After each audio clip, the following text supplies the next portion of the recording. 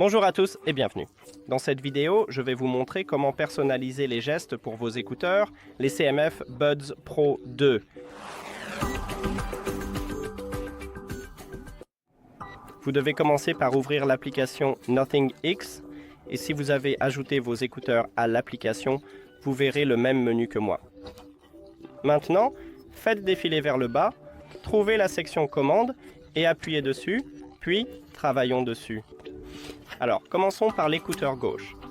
Par défaut, pour le double tapotement, cela permet de passer à la piste suivante et vous pouvez appuyer dessus et choisir autre chose, mais je pense que je vais laisser cette option pour l'écouteur gauche.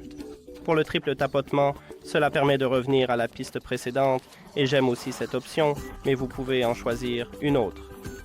Maintenant, pour l'appui long, nous avons le contrôle du bruit et je recommande de le laisser ainsi car on ne peut ajouter le contrôle du bruit que pour l'appui long. Donc, je pense que vous allez aimer ce mode. Et ensuite, nous avons le double appui long et je vais appeler l'assistant vocal, donc je vais simplement appuyer dessus.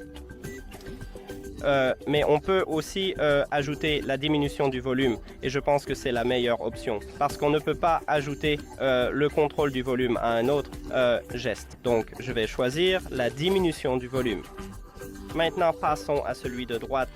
Avec un double tapotement ici, je veux lire ou mettre en pause la chanson, donc j'appuie dessus, mais vous pouvez, comme toujours, choisir autre chose.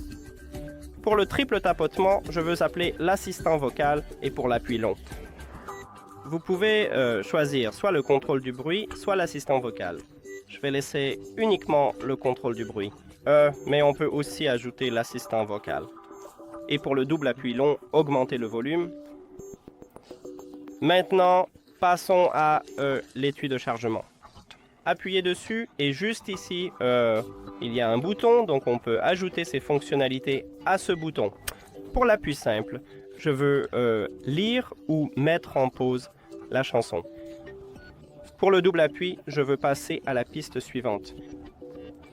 Pour le triple tapotement, je veux revenir à la piste précédente. Pour l'appui long, encore une fois, je recommande de régler le contrôle du bruit, mais vous pouvez aussi activer le mode jeu ici, donc si vous l'utilisez. Si vous jouez dessus, vous pouvez le sélectionner ici ou choisir autre chose.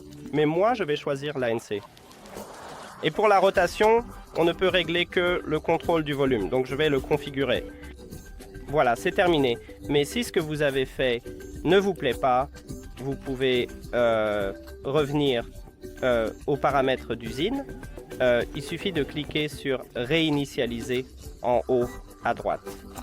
Faisons la réinitialisation, puis encore une fois réinitialiser. Et comme vous pouvez le voir, ici, nous avons tout par défaut. Et voilà.